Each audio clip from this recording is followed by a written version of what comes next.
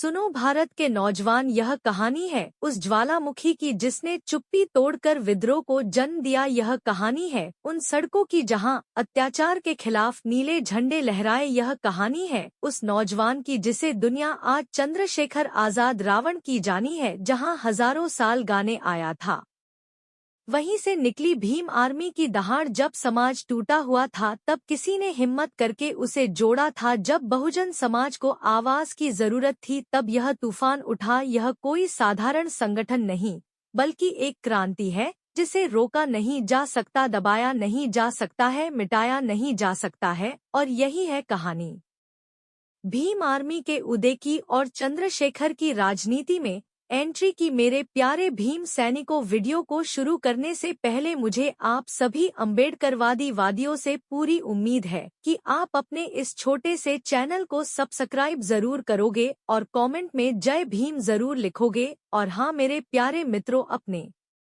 उस प्यारे से जिले और राज्य का नाम जरूर लिखें ताकि हमें पता चल सके कि हमारी जगाई गई चेतना कहां तक पहुंच पा रही है। दोस्तों, जब भी कोई क्रांति जन्म लेती है उसके पीछे सर्दियों का दर्द, सर्दियों का अन्याय और सर्दियों का संघर्ष छुपा होता है। भीम आर्मी का उदय भी किसी रातों रात हुआ चमत्कार नहीं था। यह वह आग थी जो बहुत पहले से समाज की राह में चल रही थी। बस जरूरत थी उस आग को भड़काने वाले चिंगारी की, और वह चिंगारी बने चंद्रशेखर आजाद रावण। भीम आर्मी का जन्म कब हुआ? साल 2015। जगह उत्तर प्रदेश का सहारनपुर जिला। वहीं सहारनपुर जहां सदियों से जातिवाद की दीवारें खड़ी थी, वहीं सहारनपुर जहां दलित समाज को सिर्फ उनकी जाति की वजह से बार बार अपमानित किया गया। वहीं सहारनपुर जहां दलित नौजवानों को बैठा गया इंडिया प्राइज में सपने देखने तक की सजा मिलती थी। उस समय देश में माहौल था कि दलितों और पिछड़ों की आवाज दबाई जा रही थी। गांवों में शिक्षा की कमी, रोजगार का संकट और सामाजिक भेदभाव की आग जल रही थी। स्कूलों में बच्चे जाति पूछकर पीटे जाते थे।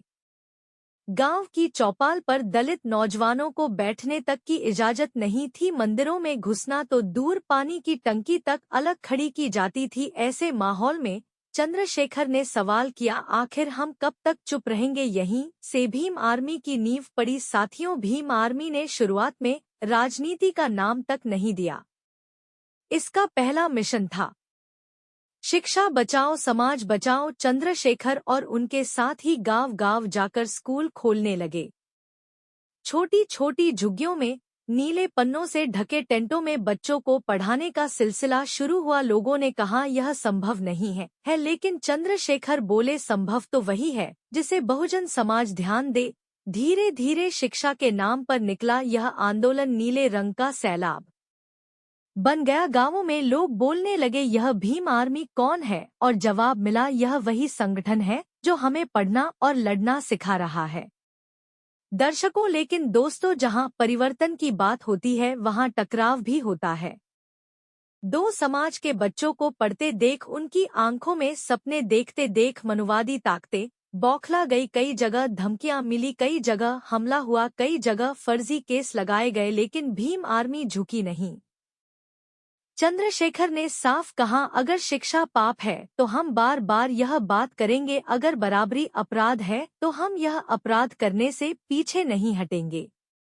यहीं से भीम आर्मी का नाम पूरे उत्तर प्रदेश में गूंजने लगा। सहारनपुर में दंगे और नीला झंडा क्यों हुआ इतना फेमस? साल 2017 सहारनपुर, यह वह साल था जब भीम आर्मी पहली बार पूरे देश की नजरों में आई। ठाकुरों और दलितों के बीच हिंसक टकराव हुआ, गांव जलाए गए, दलित परिवारों पर अत्याचार हुए, लेकिन इस बार दलित समाज खामोश नहीं रहा। सड़कों पर नीले झंडे लहराए, हजारों नौजवान जय भीम के नारे लगाते हुए निकले और इस पूरे आंदोलन की अगुवाई कर रहे थे चंद्रशेखर आजाद। सरकार ने चंद्रशेखर पर मुकदमे ठोके, उन्हें जेल में डाल दिया गया। मीडिया ने उन्हें गुंडा कहने की कोशिश की, लेकिन जनता ने उन्हें अपना हीरो बना दिया। चंद्रशेखर जेल गए, दो सहारनपुर की गलियां गूंज उठीं।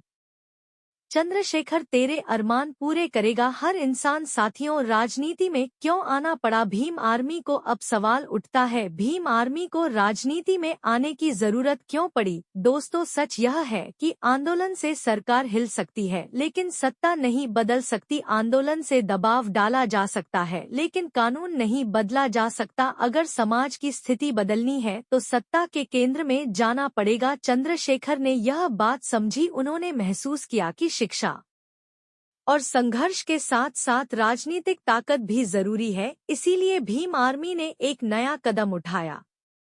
राजनीति में एंट्री और जन्म हुआ आजाद समाज पार्टी का। चंद्रशेखर की राजनीति से डर क्यों लगता है सत्ता को? चंद्रशेखर की राजनीति ने पुराने सब करण तोड़ दिए हैं।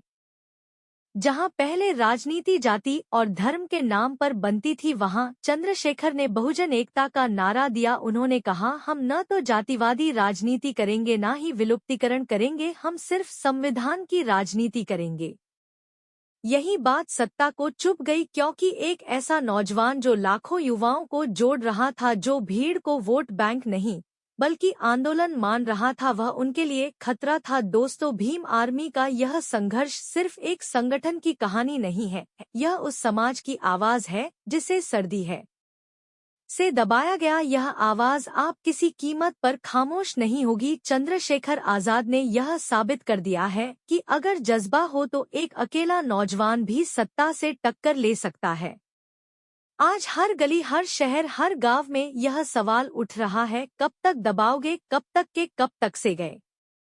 अब वक्त है, उठ खड़े होने का वक्त है, शिक्षा लेने का, संगठित होने का, संघर्ष करने का वक्त है। संविधान को बचाने का नीला झंडा केवल रंग नहीं है, यह उम्मीद का प्रतीक है। यह वही नीला रंग है जो बताता है हम टूट सकते हैं मगर झुकेंगे नहीं। और दोस्तों, अगर आप चाहते हैं कि यह आवाज और बुलंद हो, अगर आप चाहते हैं कि भीम आर्मी का यह संदेश हर कोने तक पहुंचे, अगर आप चाहते हैं कि बहुजन समाज की ताकत पूरी दुनिया सुने, तो आपको सिर्फ एक काम करना है, इस वीडियो को पूरा देखें, से हर दोष हर साथी तक पहुंचाएं और सबसे जरूरी हमारे चैनल सब्सक्राइब करें, क्योंकि यह चैनल सिर्फ एक चैनल नहीं, यह क्रांति का मंच है। यह वह मंच है जहां से हम सबकी आवाज एक साथ उठती है। और याद रखिए, संघर्ष अभी जारी है, जीत अभी बाकी है। जय भीम। जाए संविधान 5 नीला झंडा लहराता रहेगा और हमारी क्रांति रुकने वाली नहीं है।